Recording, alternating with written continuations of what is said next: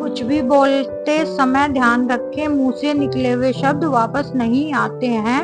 एक प्रेरक कहानी। गुस्से में बोले गए शब्द दूसरों को दुख पहुंचाते हैं।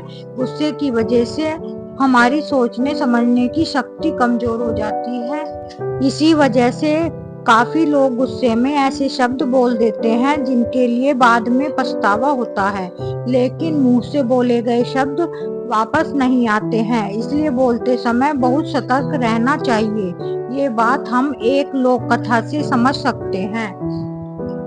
कथा के अनुसार पुराने समय में एक संत रोज अपने शिष्य को और अन्य लोगों को उपदेश देते थे। गांव के अधिकतर लोग संत का बहुत सम्मान करते थे, लेकिन कुछ ऐसे भी थे जो संत को पसंद नहीं करते थे।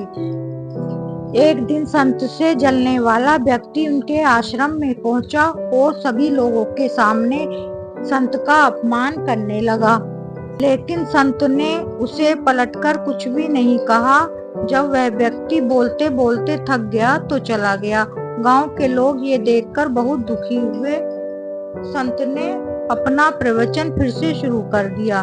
जब वह व्यक्ति अपने घर पहुंचा तो उसे अपनी गलती का एहसास हुआ। वह अगले दिन संत के आश्रम पहुंचा और उसने माफी मांगी। संत ने उससे कहा कि एक काम करो, आश्रम में पक्षियों के कई पंख बिखरे हुए हैं, उन्हें इकट्ठा करके यहाँ ले आओ। उस व्यक्ति ने तुरंत ये काम शुरू कर दिया। कुछ देर बाद वह पंख लेकर आ गया।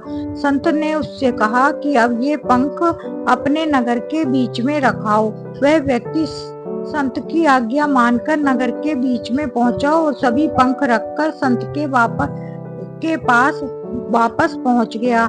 संत ने उससे फिर कहा कि अब एक और अंतिम काम कर दो, वे सारे पंख वापस लेकर आ जाओ। जब वह व्यक्ति नगर के बीच में पहुंचा तो वहां रखे सभी पंख उड़कर इधर उधर फैल गए थे। सभी पंखों को इकट्ठा कर पाना उसके लिए बहुत मुश्किल था। वह खाली हाथ ही संत के पास पहुंचा और पूरी बात बता दी।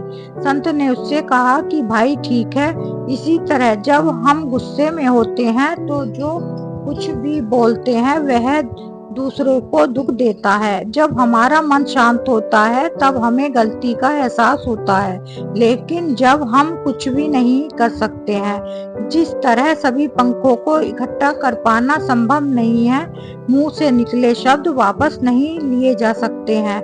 इसलिए गुस्से से बचना चाहिए और कुछ भी बोलते समय बहुत सतर्क रहना चाहिए।